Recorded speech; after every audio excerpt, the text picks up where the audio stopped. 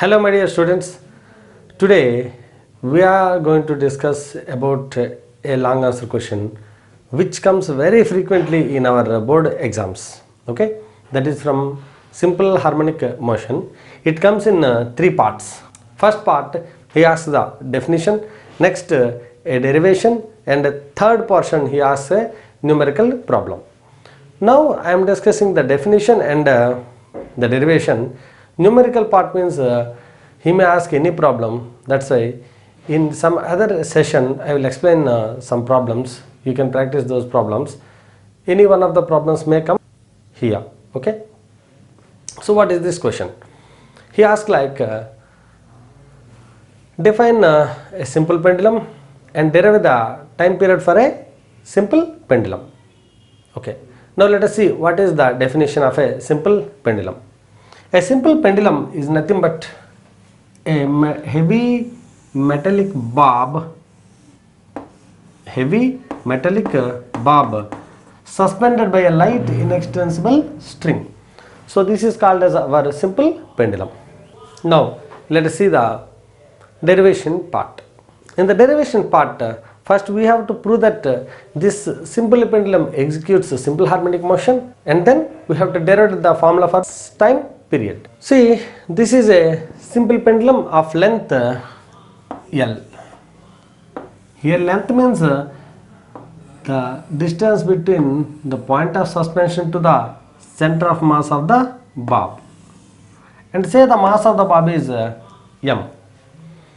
Now in the equilibrium position, the forces acting on the string and bob are: on the string tension T1 acts, and on the bob gravity mg acts.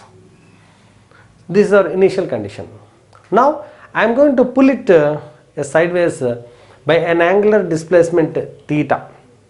This angle is very small, less than 5 degrees, but it is difficult to explain with that small displacement. That's why pictorially I am representing it as a large displacement, but it is actually a very small displacement. So I have pulled this like this. If I pull it like this, how does it appear?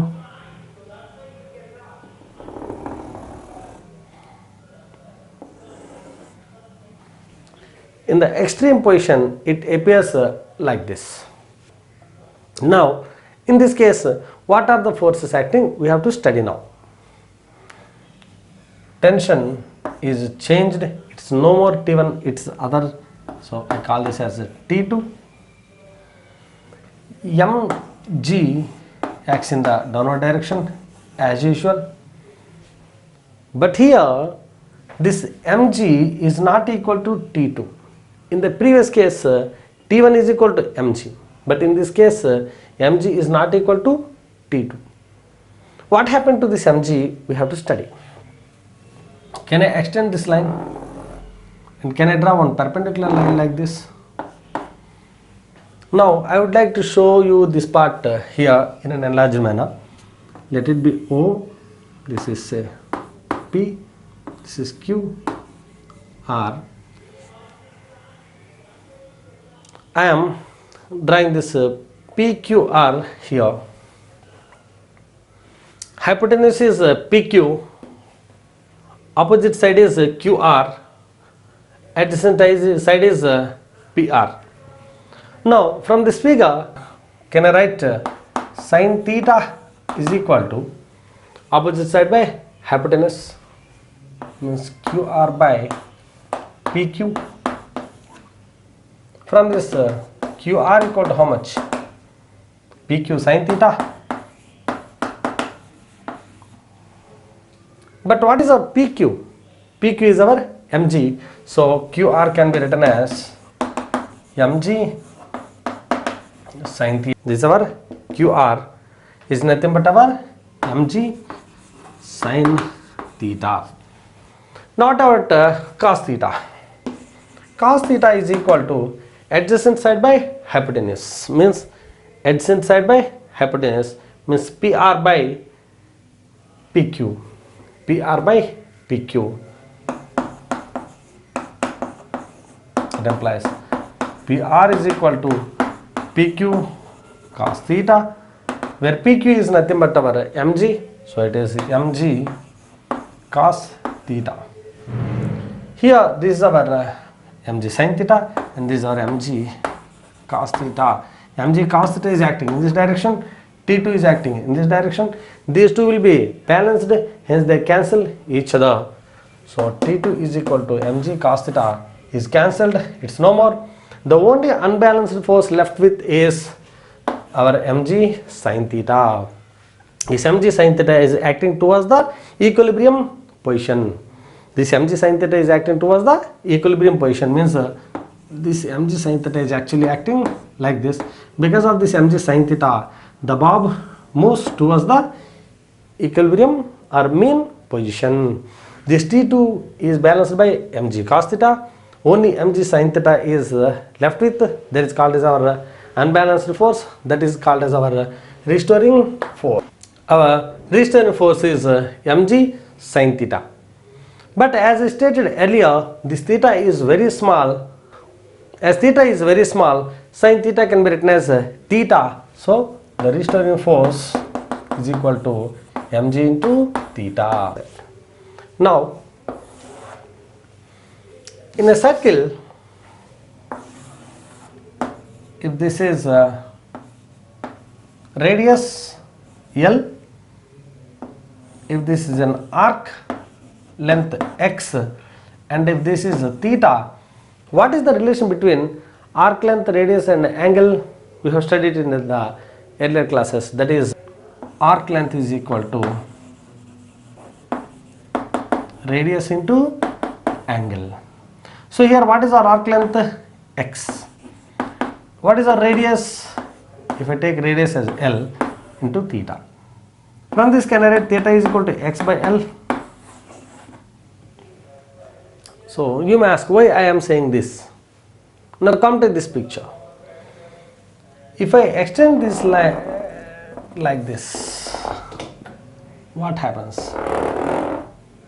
If I extend like this, it appears like a part of a circle. This part appears like a part of a circle whose arc length is x. Now it's like radius of the circle, it is our arc length, and this is our angle theta. So I can adopt this formula for this figure. So here I got theta equal to how much? X by L. Here restoring force I got mg into theta. In place of this theta I can place x by L. So restoring force is equal to mg into x by L. As this is restoring force, we have to keep a negative sign here.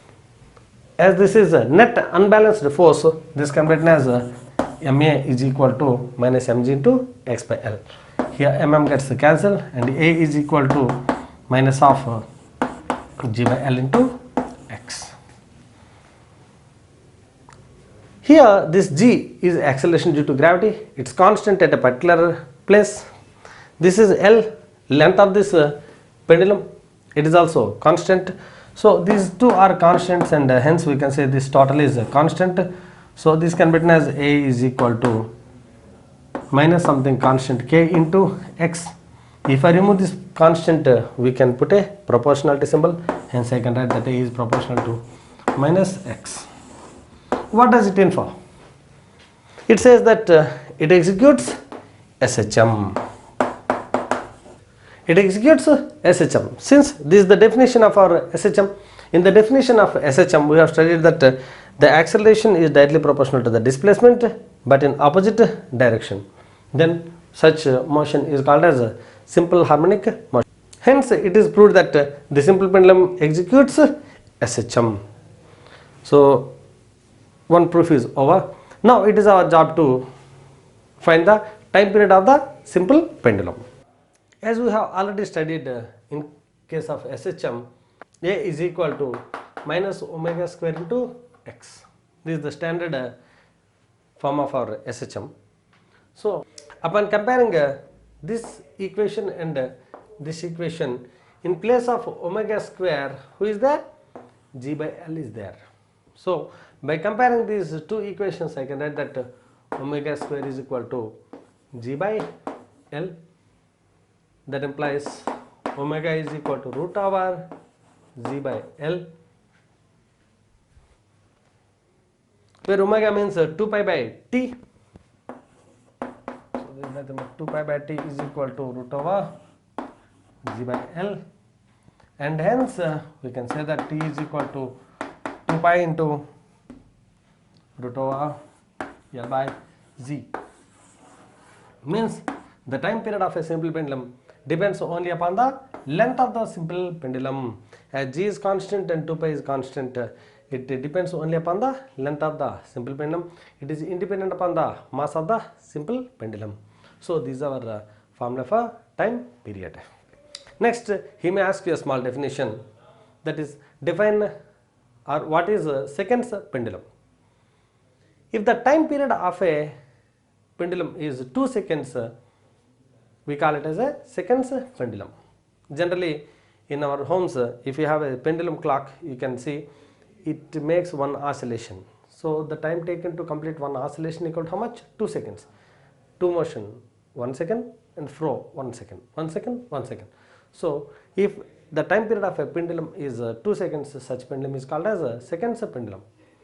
Is it clear? Or in other books they write like this: if a pendulum ticks per second, that is called as seconds pendulum. That is also true. So whatever like you can write. So problem point of view, you can follow my other session. So here I am giving the PDF also. You can download or you can read the PDF from our app itself.